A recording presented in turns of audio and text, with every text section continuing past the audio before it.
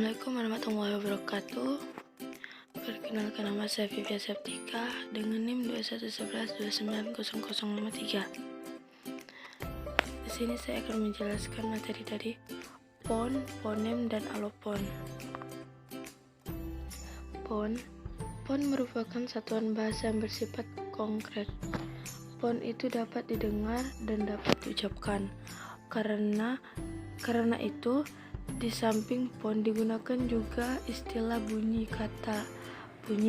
Kata kain dalam bahasa Indonesia misalnya merupakan kata yang mengandung 4 pon, yakni K, A, I, dan N. Jika pon-pon itu diidentifikasi secara analisis, pon juga adalah bunyi bahasa yang terdiri atas bunyi vokal dan bunyi konsonan. Simbol atau lambang bunyi bahasa adalah huruf. Dalam bahasa Indonesia terdapat 26 huruf. Dimulai dengan huruf A, S, D, huruf Z. Pon dapat dikatakan pula bunyi bahasa Inggris speech sound. Atau pon adalah satuan bunyi yang dihasilkan oleh alat ucap dalam fonologi. Bunyi bahasa diamati sebagai fonem. Kemudian fonem.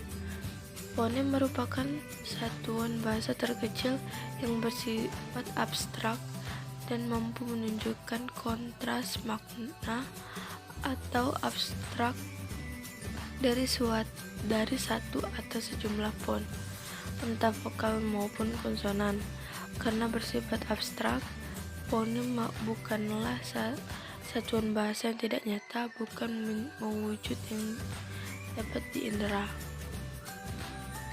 Memang banyak versi mengenai definisi atau konsep fonem, namun intinya adalah satu kesatuan bunyi kecuali yang dapat membedakan makna kata. Contoh fonem, misalnya pasangan kata paku dan baku.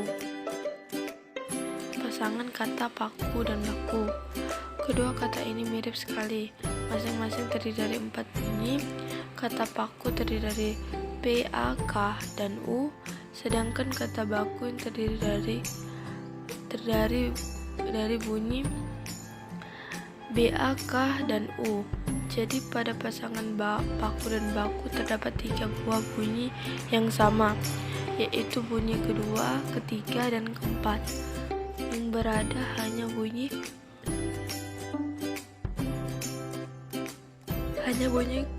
pertama, yaitu bunyi P pada kata paku dan bunyi B pada kata baku. Fonem bahasa Indonesia menganut sistem grafem Latin dengan 26 alfabet. Tetapi dari hasil penelitian ditemukan 32 buah fonem sebagai unit terkecil bunyi yang berfungsi membedakan arti. Fonem resmi bahasa Indonesia 6 buah fonem vokal, yaitu A, I, U, E, O. 3 buah fonem diftong, OI, I, dan O. 23 buah fonem konsonan, P, B, N, T, D, N, C, J, N, K, G, N, Y, R, L, W, S, S, T, F, H, X. Variasi fonem karena pengaruh lingkungan yang dimasuki disebut sebagai alofon.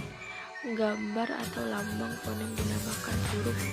Maka fonem berbeda dengan huruf variasi terdiri dari 1 vokal, 2 konsonan, 3 diftong, dan 4 klaster.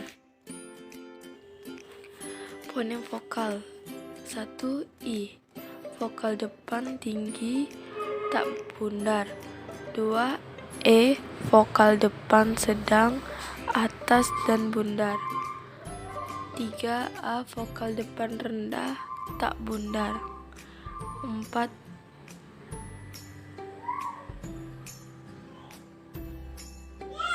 Q. Vokal tengah, sedang, tak bundar. 5. U. Vokal belakang, atas, bundar. 6. O. Vokal belakang, sedang, bundar. Fonem konsonan adalah P, B, T, D, C, J, K, G, M, N,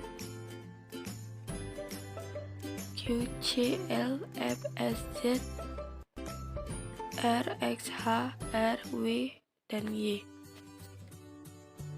Fonem diptong. Fonem diptong yang ada dalam bahasa Indonesia adalah fonem diptong I, diptong AU, dan diptong OI. Ketiganya dapat dibuktikan dengan pasangan minimal I, gulai, dan gula. Gulai, gula. Au, pulau, pula. Pulau, pul.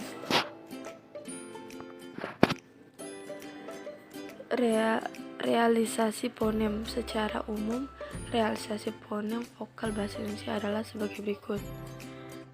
1. Fonem I. Fonem ini mempunyai dua macam realisasi, yaitu pertama, direalisasikan sebagai bunyi I apabila berada pada silabel terbuka atau silabel tak berkoda, seperti pada kata kini, lidi, dan sapi. Kedua, realisasikan sebagai bunyi I pada biala berada pada silabel tertutup atau silabel berkoda, seperti pada kata balik, ambil, dan lirik. 2. Fonem E. Fonem E mempunyai dua macam realisasi, yaitu pertama, direalisasikan seperti bunyi E apabila berada pada silabel terbuka, seperti kata sate, pete, dan berabe. Kedua, direalisasikan seperti bunyi E apabila berada pada silabel tertutup, seperti kata magnet, karet, dan ember. Fonem A. Secara umum, fonem A direalisasikan sebagai bunyi A baik pada posisi awal kata, tengah kata, maupun akhir kata, seperti pada kata dan. Fonem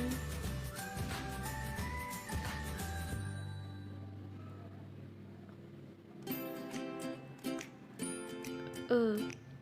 Secara umum direalisasikan sebagai bunyi E, seperti pada kata kerah, erat, dan Maret. Fonem U. Fonem U ini mempunyai dua macam realisasi, yaitu pertama, dilafalkan sebagai bunyi U apabila berada pada silabel terbuka. Kedua, direalisasi sebagai bunyi U apabila berada pada silabel tertutup. Fonem O. Fonem ini juga mempunyai dua macam realisasi, yaitu pertama, direalisasikan sebagai bunyi O apabila berada pada silabel terbuka. Kemudian itu alopon.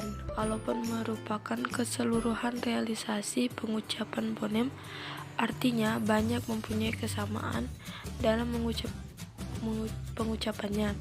Alopon suatu fonem dapat juga menunjukkan ciri hubungan yang disebut bervariasi bebas. Alopon demikian dapat dipertukarkan di tempat yang sama.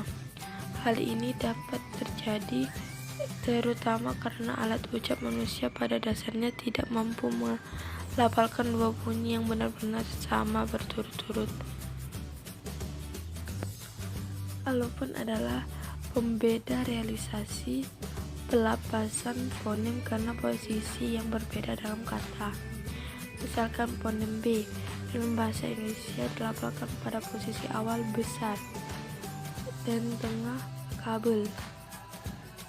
Berbeda dengan fonem ini pada posisi akhir Jawa. Baiklah, itulah penjelasan materi dari saya. Saya akhiri. Wassalamualaikum warahmatullahi wabarakatuh.